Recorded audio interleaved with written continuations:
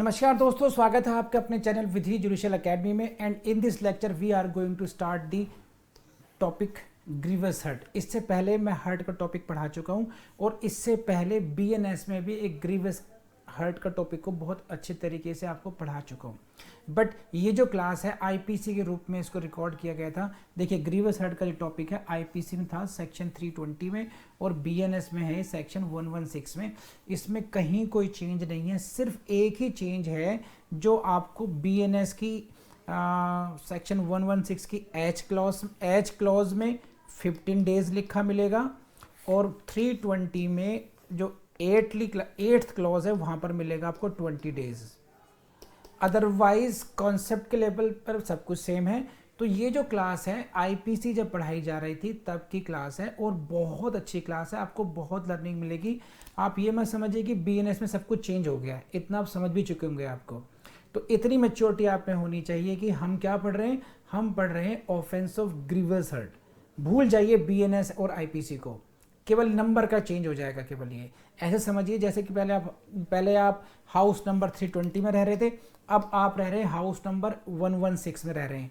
तो आप ही रहेंगे ना, कुछ चेंज नहीं होगा आपकी प्रकृति में। उसी प्रकार से ऑफेंस ऑफ ग्रीवस हर्ट का एक्सप्लेनेशन है। तो प्लीज इस वीडियो को आप from the very first second to the last moment आप इसको देखेंगे और इसके नोट्स भी और इसके आप नोट्स भी लेंगे, अंडरलाइन करेंगे, हाईलाइट करेंगे और नोट्स आपको डिस्क्रिप्शन बॉक्स में मिल जाएंगे। Thank you very much and let's start the class now. Now please start the section 320 definition of grievous hurt. इनको हिंदी में बोलते हैं घोर उपैथी। In Hindi it is called घोर उपैथी, grievous hurt. And it's very simple. See, try to understand. There are 8 kind of hurts. There are 8 kind of hurts which are specially designated as grievous hurts. 8 प्रकार की क्षतियों को, hertz को उन्होंने specially घोषित किया है ग्रीवस हर्ट। अब try to understand this, why it is so, why only 8 kind of, this is the question. See, now in general if you are causing pain, if you are causing bodily pain, disease or infirmity, it will amount to hurt. Now the amount of hurt may be less or may be more, है ना? So where we have to draw a line for that,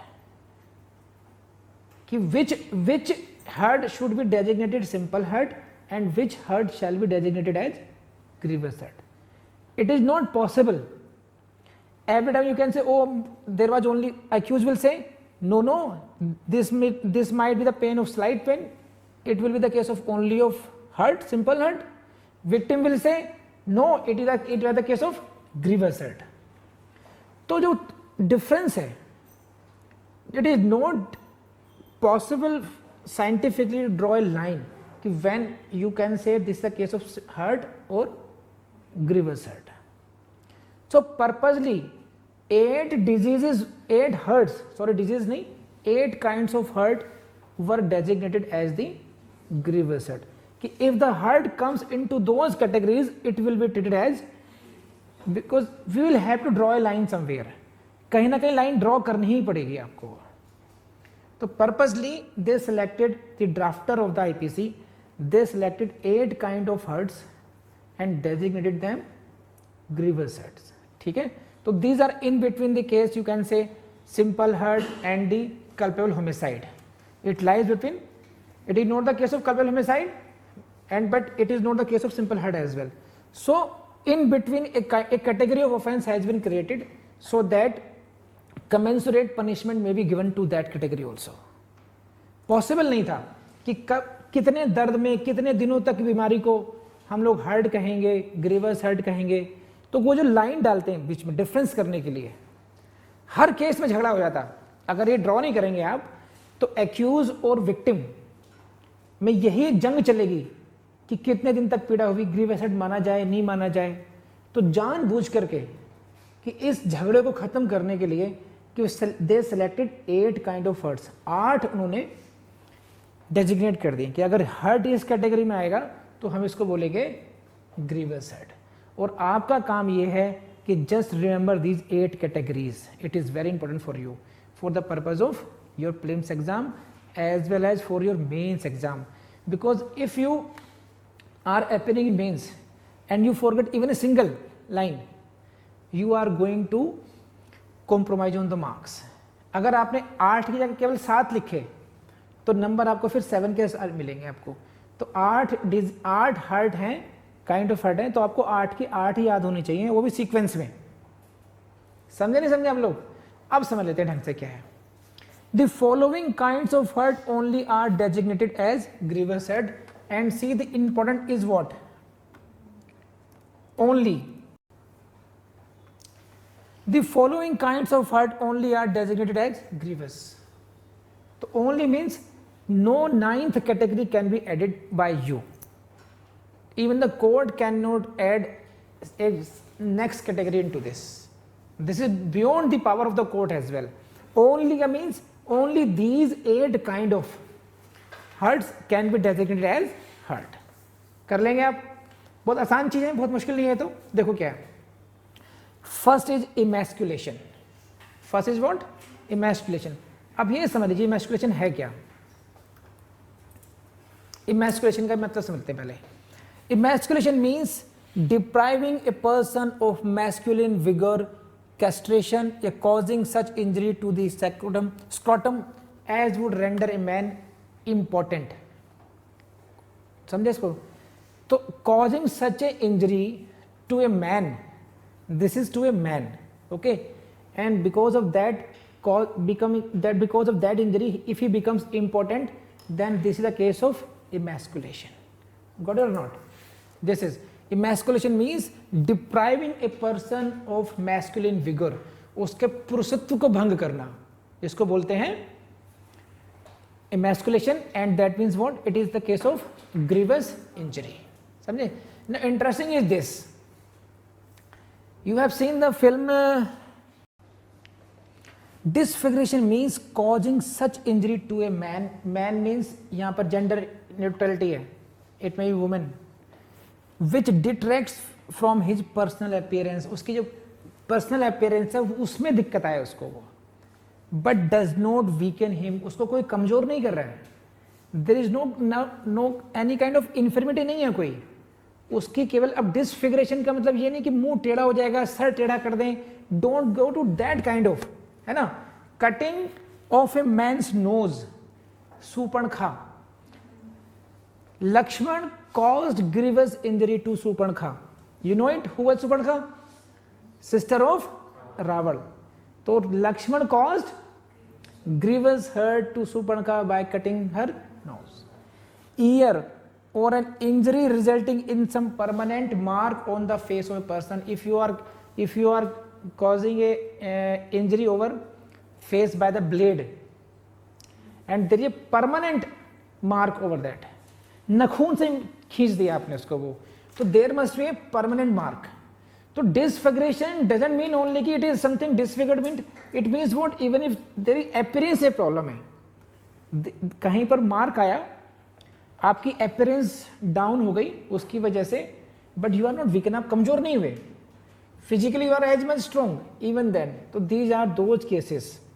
समझे आप? Acid attack, it's a case of, because of the acid attack your face is disfigured, this is the case of grievous head. Got it? Like this, where the cheeks of a girl were branded with a red hot iron which left scars of a permanent character. लड़की के गाल पर red hot iron means press वो लगा दी जाए और उससे जो परमानेंट स्कार हुए उसके गल पर, that will amount to disfiguration amounting to grievous hurt. तो you need to understand the meaning of the word disfiguration, because whenever you are when you are writing an answer in mains, you will have to explain the meaning of these words, emasculation, disfiguration. These words need a little bit one liner or two liner interpretation. कर लेंगे आप लोग? नहीं तो बहुत मुश्किल चीजें नहीं है. नेक्स्ट, फ्रैक्चर और डिसलोकेशन ऑफ ए बोन और tooth. See this is a fracture and dislocation. In this case, fracture, you understand this fracture of bone? It is in this second category, this is bone is not fractured, it is only dislocated. So both kind of categories will be included in the category of grievous injury, grievous hurt. See this. Fracture or dislocation of a bone is considered to be grievous hurt because it causes great pain to the person injured. Maybe that bone fractured may be rejoined or bone dislocated may be reset.